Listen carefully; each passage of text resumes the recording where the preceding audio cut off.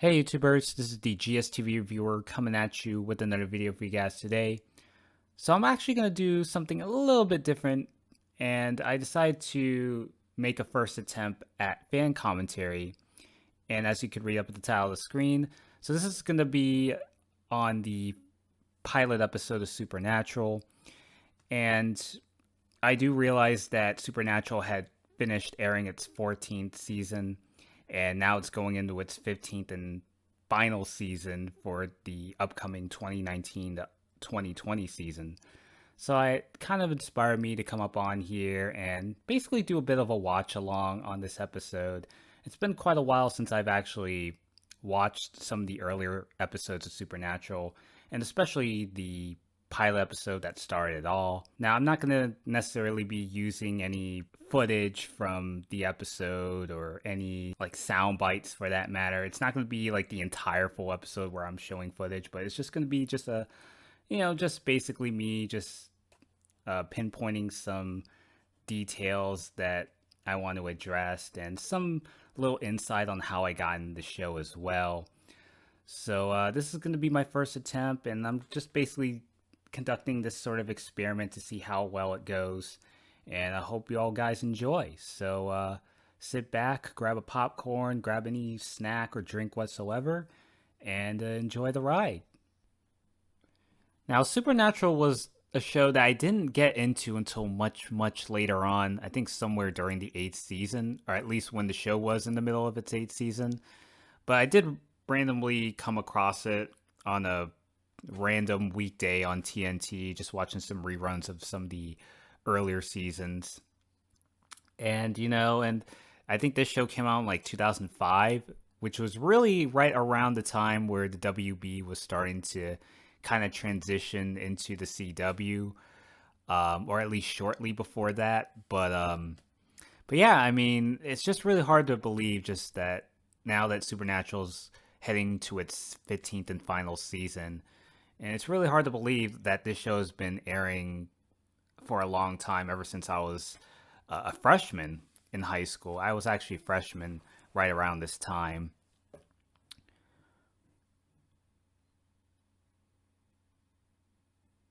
Oh boy. And you could hear Sammy crying in the background there.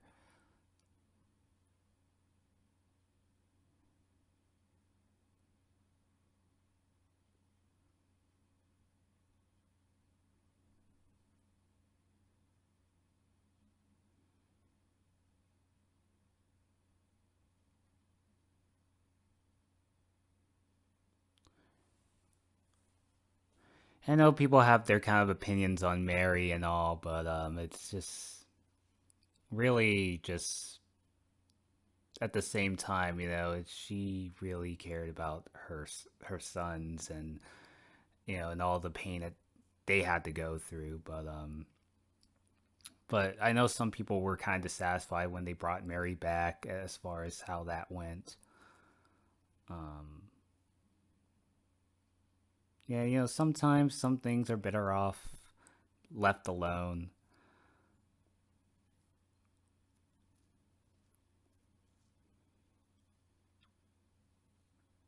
And there's John just, well, at least we thought it was John, but it turns out it seems like it's someone else is in there.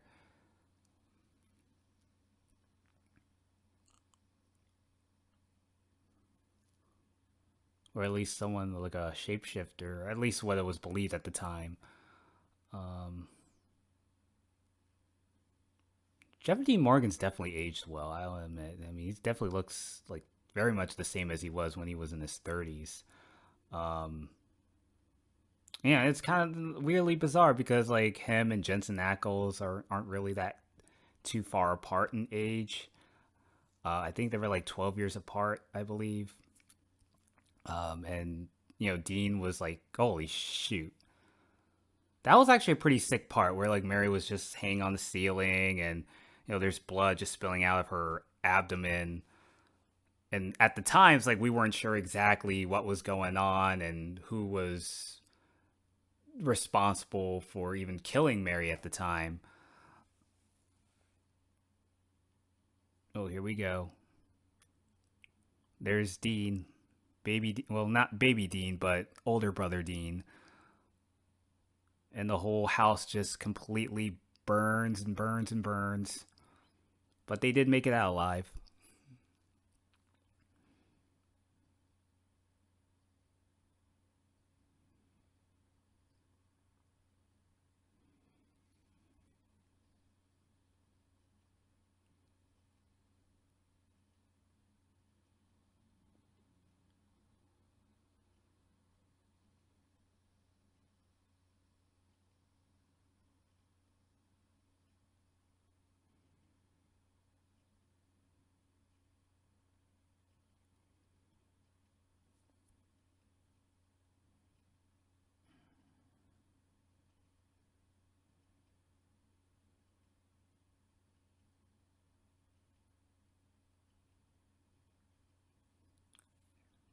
Oh, here's the title card. So yeah, there's been a lot of like title card changes over the years. I think my favorite has to be the one season two, where it's like the fires is kind of like in the background, and it just zooms into the name of the title show.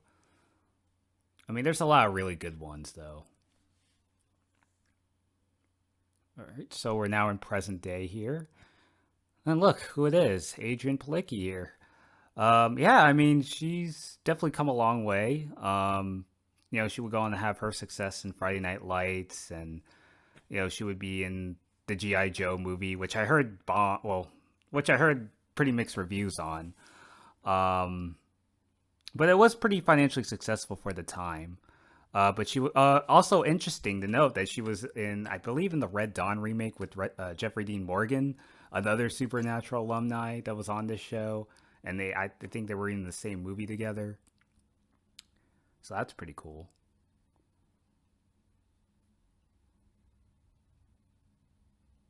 Man, look how young like Jared Padalecki's voice was at the time. I mean, dang, he's definitely matured over the years.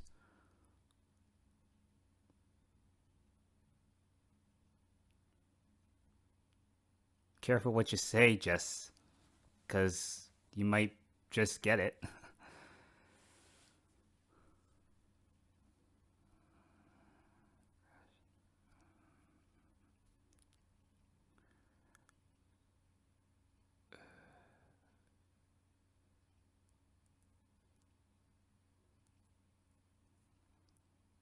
Oh, who could be interrupting them?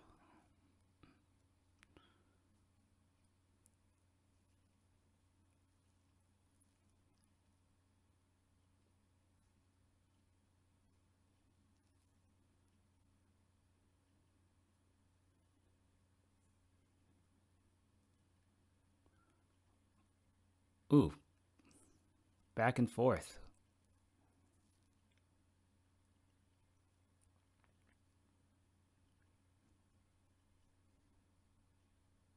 Oh, here's Big Brother Dean there. Man, Jensen Ackles' voice also I would also factor in. I mean, his voice is like over the years, like as far as like in the show's concerned, like his voice is definitely kind of like matured. Like he kind of has like more of that Christian Bale version of Batman kind of voice that he has. And I know there was like some jokes over the years there.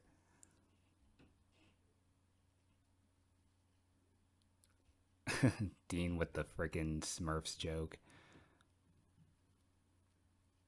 Oh yeah, because obviously since Jessica's actually wearing a shirt of the Smurfs, no kidding. No kidding.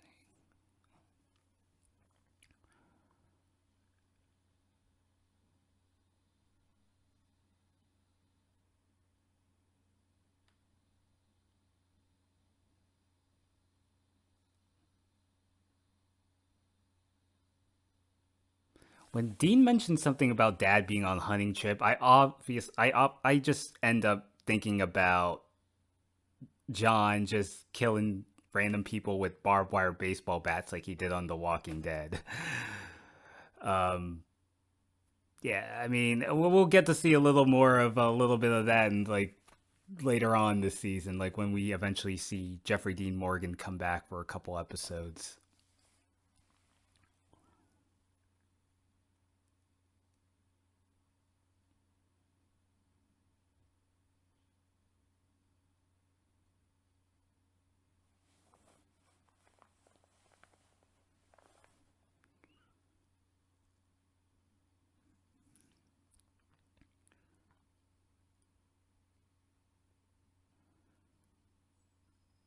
Sometimes I understand why people don't like John, especially given how the way that he raised his two sons to go out there and hunting creatures that are out there, and putting them in a, like, having to go from place to place, state to state, town to town. I mean, however you want to put it, but I mean, they've just gone through like so much turmoil ever since, their mother died, and John just having this kind of like obsession of trying to find the creature or whoever that was involved with the murder of his wife.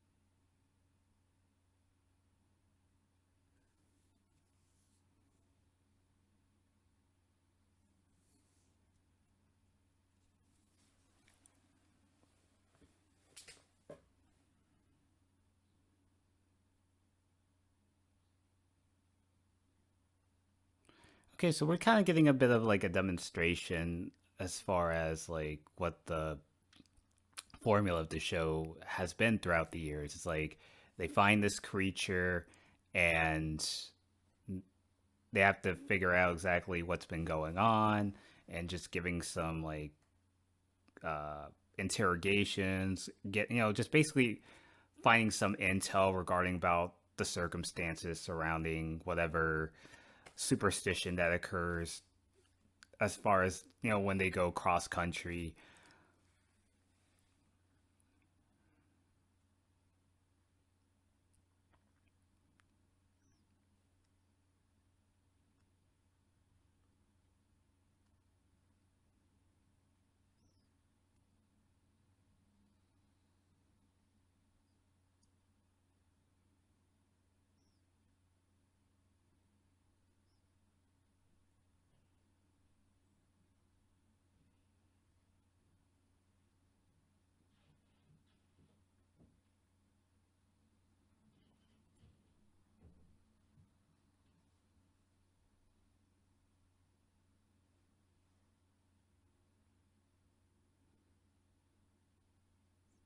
I wonder what Sam's life would have been had he had taken the job. What if he had been a lawyer, instead of carrying on the family business?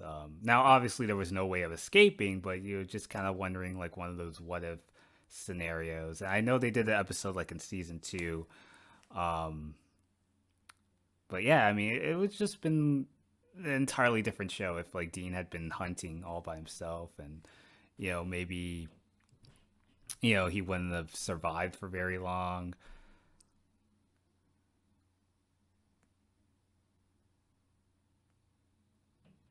And that was the last time we get to see Jessica. So this is basically, yeah, so we're now kind of like in the scene where basically summarizes the formula of each supernatural episode. You would have like this local civilian just living a normal life, then they find something superstitious, and here comes the woman in white.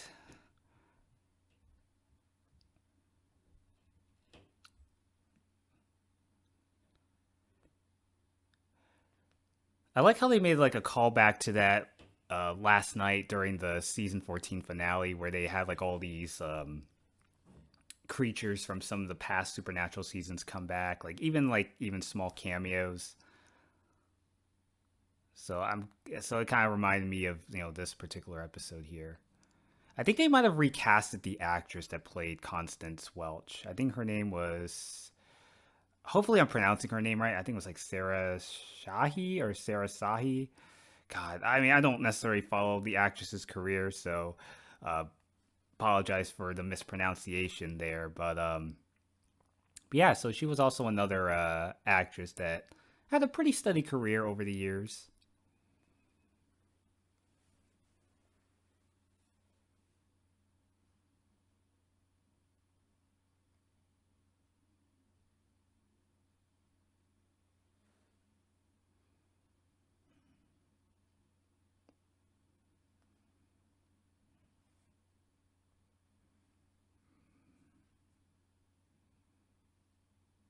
driving away.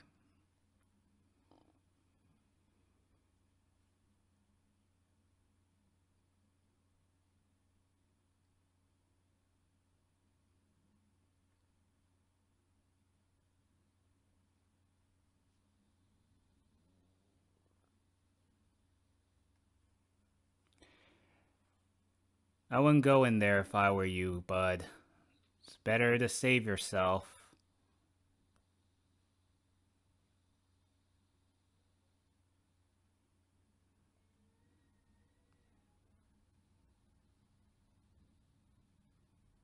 Just don't go in, damn it. Don't let the voices get the better of you. Don't let her get the better of you, as a matter of fact.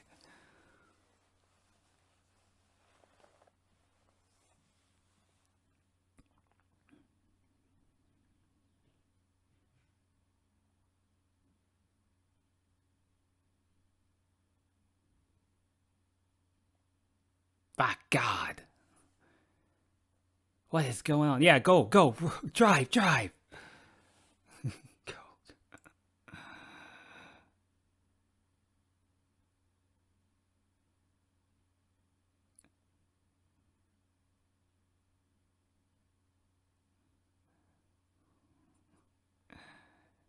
Oh, no kidding me.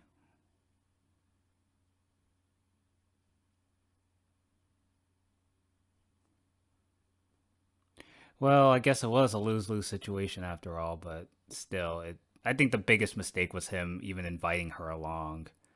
But then again, who would have known that she had been a haunted spirit from all these years?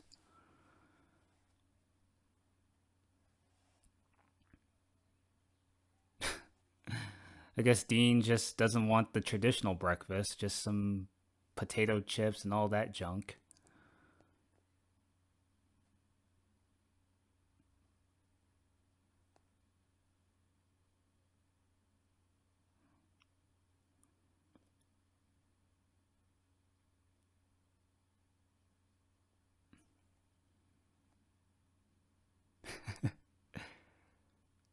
Hey, remember back in the days where people used to drive using cassette tapes? I mean, nowadays you would have stuff like, iTunes and, listening to music on your phone. Um, what else? I mean, even CD players were still around at this point, but then again, the more I realized that they were actually driving a 1967 Impala, so back in those days, you only had to rely on like cassette tapes.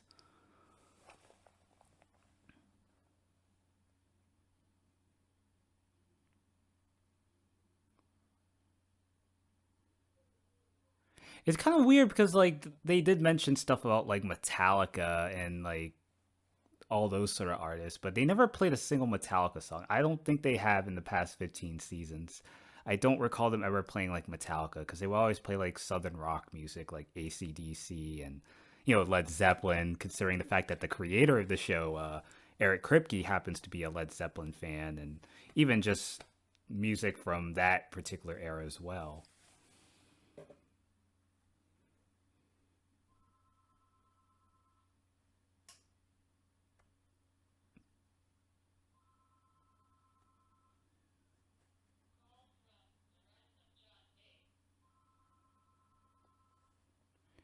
Here's another one of those tropes that we ended up having over the years, where Dean and Sam would be posing as different uh, people that work within the confines of law enforcement.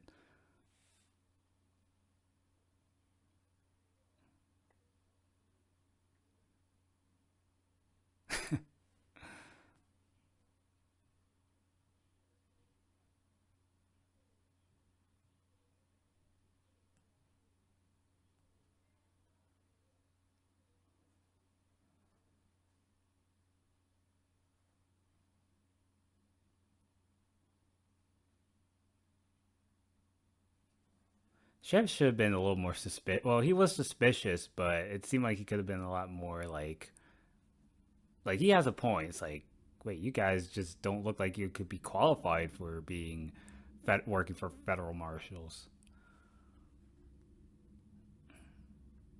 and he just get away safe and sound.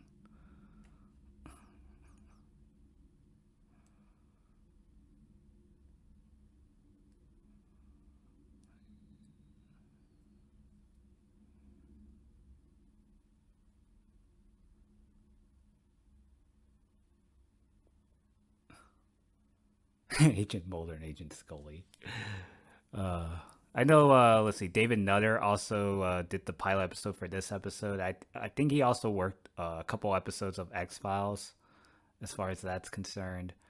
I know they also brought the late Kim Manners, who also directed a couple episodes of X Files and even some of the earlier seasons before he unfortunately passed away.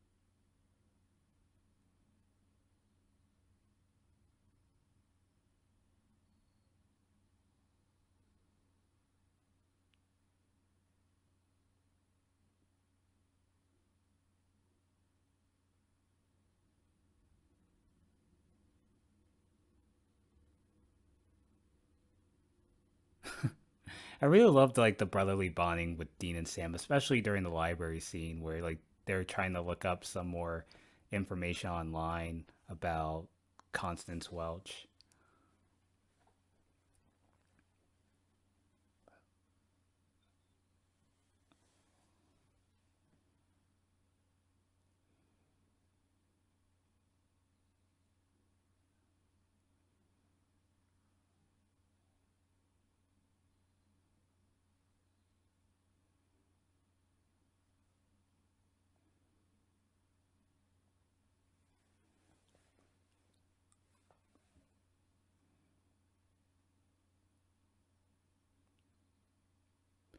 Wait, so did Joe actually murdered Constance? Uh,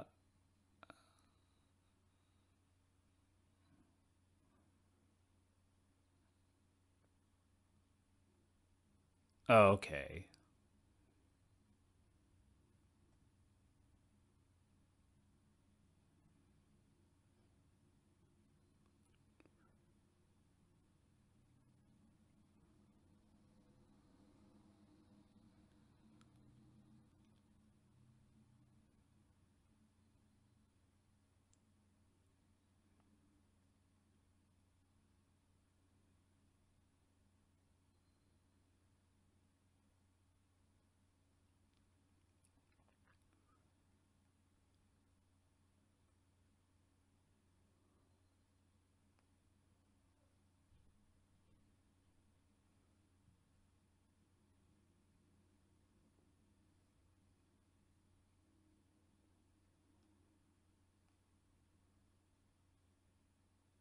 Ooh, don't say that, Sam. You don't want to say that.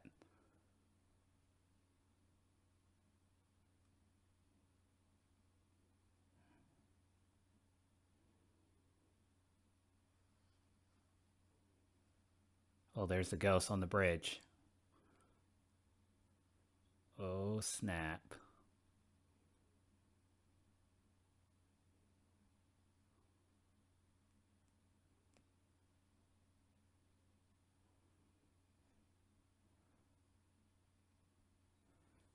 Oh no, the car's.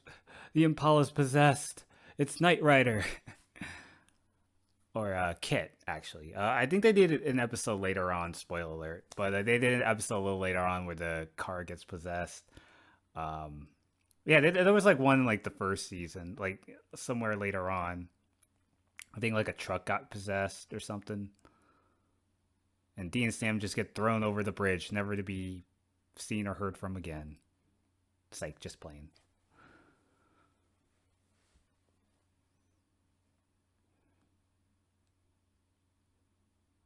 Sam's got quite some reflex, even though he hasn't been hunting for quite a long time. And there's like Dean's just all muddy.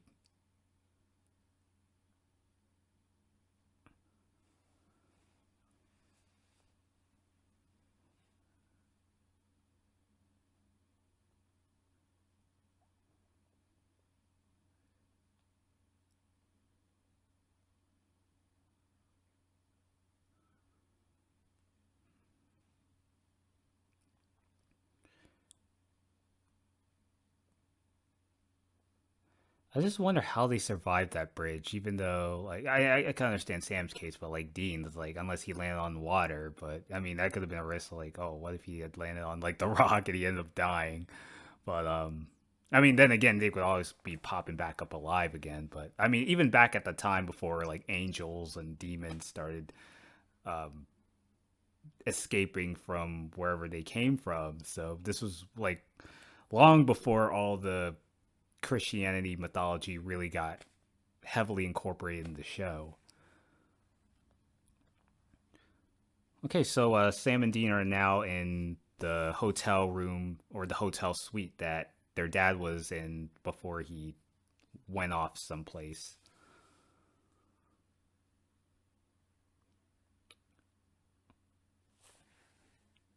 I wonder who cleans up all the stuff that that John leaves behind. Like he still has like all these like bulletin board of information of all these people that he's been collecting intel, but you would think like someone like that's working in the hotel or the motel, like you would think they would have asked someone like exactly like how you got all this information on here. And I mean unless he paid for a room and he wanted to stay there for quite a while and be like his new found home. But um that's weird.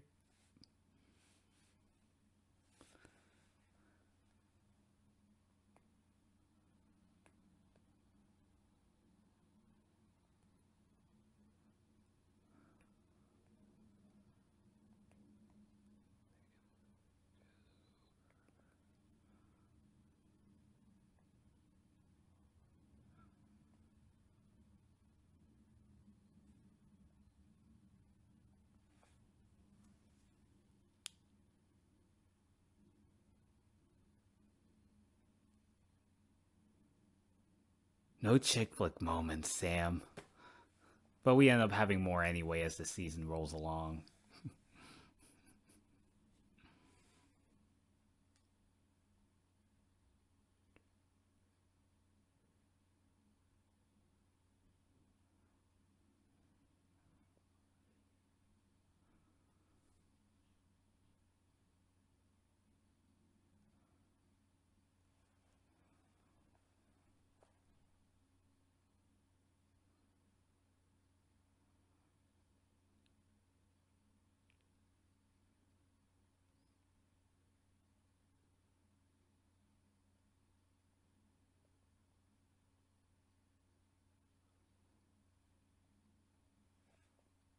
Uh oh. Dean gonna get caught.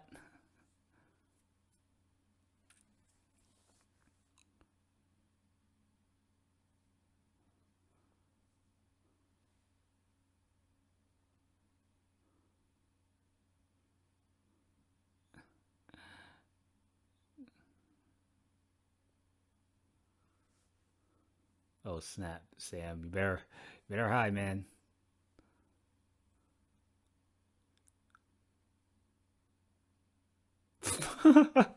Dean can't even give a better answer.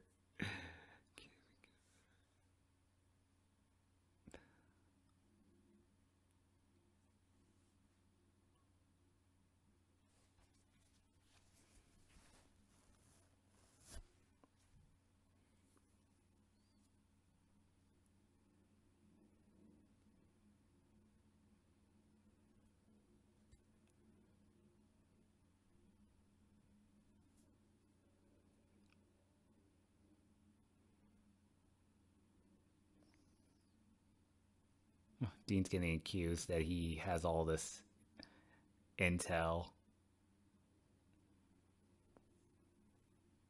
when it was actually his father that was actually residing in that hotel or motel suite.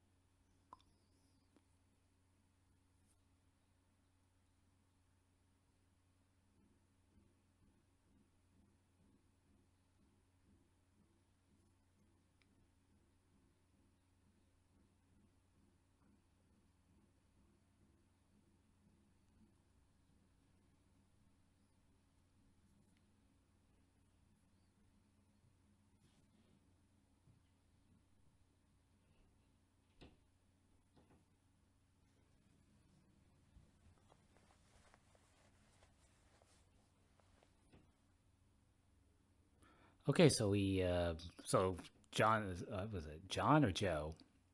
No, he was still alive. Okay, so it wasn't, he didn't kill him or her. He didn't kill her.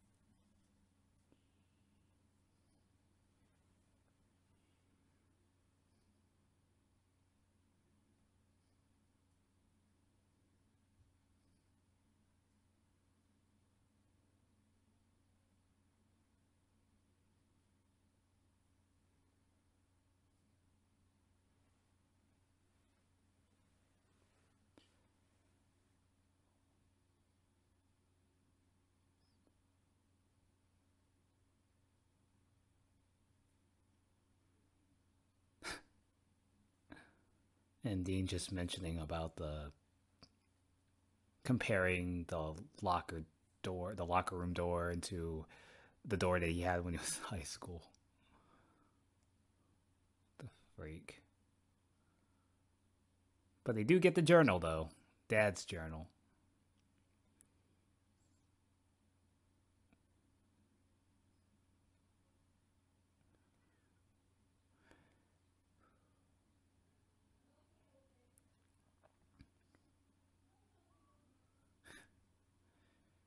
Man, throughout all the years, Dean and Sam just always being on the run from all these law enforcement, and like I know there were a couple occasions where they did get caught by like the FBI and like federal, like all these sort of organizations, but and over the years they've been hunting, they've been going place to place, they've been trying to find shelter in various hotel suites, and then they ended up finding a home, like in the late, like in season 8 when they ended up uh, moving into the, oh man, it's not ringing in my head, but just moving to this big mansion that they have now. Um, so I mean, it's cool that they actually found a place to live. Like the mansion that's like filled with all this libraries of information and all these sort of like urban legends that have been uh, established over throughout the course of time.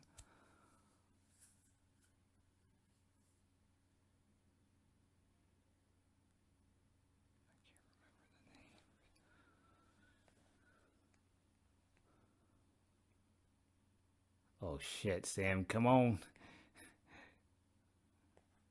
Sam's like already being confronted by the ghosts.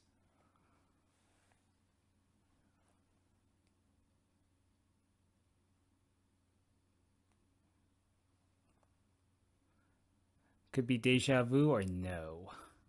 Because now they're like at the same freaking house where the guy got killed earlier ago.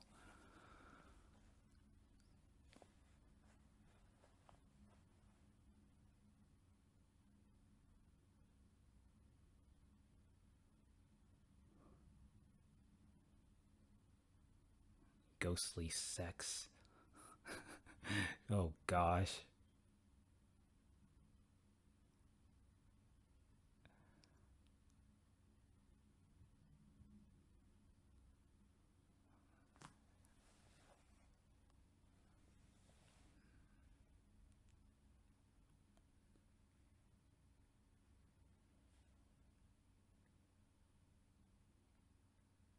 What the freak happened? Oh shoot.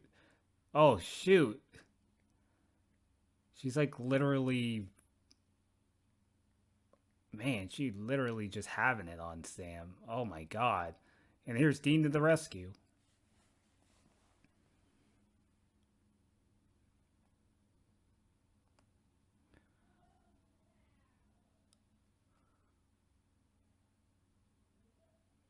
Damn, I wonder how Dean managed to get all the way there, like if he didn't have his Impala there at the time. I mean, unless he just got it like a rental vehicle and just somehow followed Sam over there. But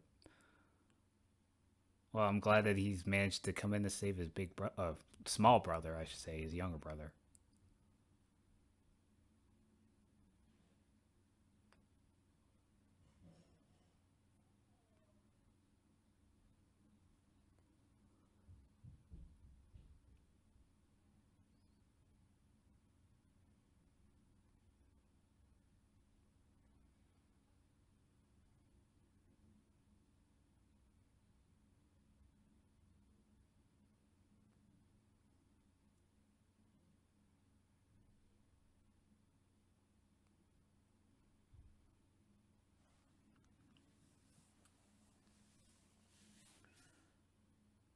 Oh, there's like some showers that's just pouring.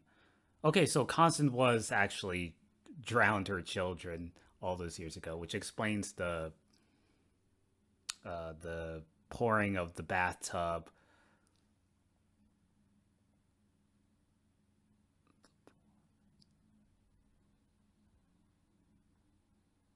And now she's like confronting with her children, and now she's just completely. Oh, here we go. Won't be hunting and killing all those men that you suppose are deemed unfaithful now.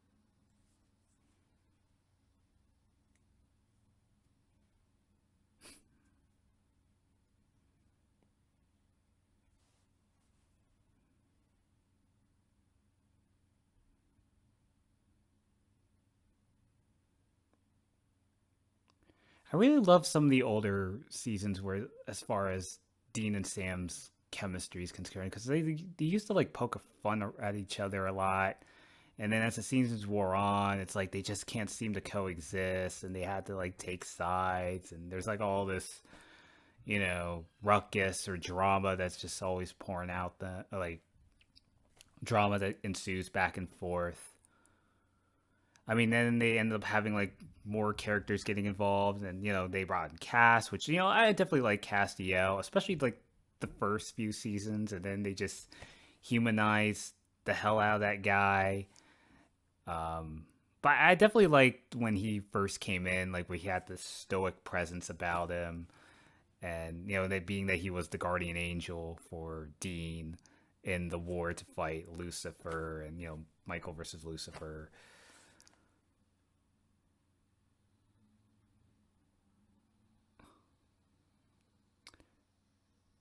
Man, I always wonder how much they had to pay, especially with all the damages that the Impala, as far as Dean's quote unquote baby is concerned.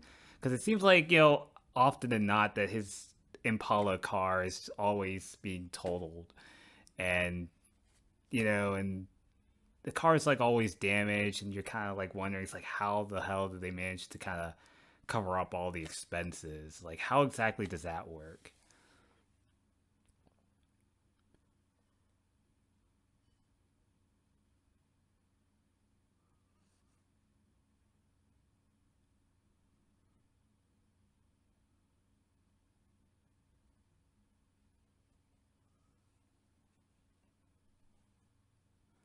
All right, so Sam's back home and just living his night as usual because he gotta get prepared for that job interview that he's been anticipating on.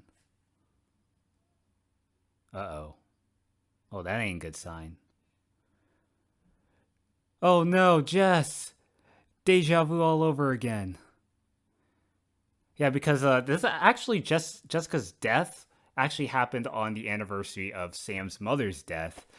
So, because like in the beginning of that episode where Sam and Jessica were at this hangout bar, so it was like around Halloween time. I mean, then again, I mean, the pilot episode aired just like a month before Halloween.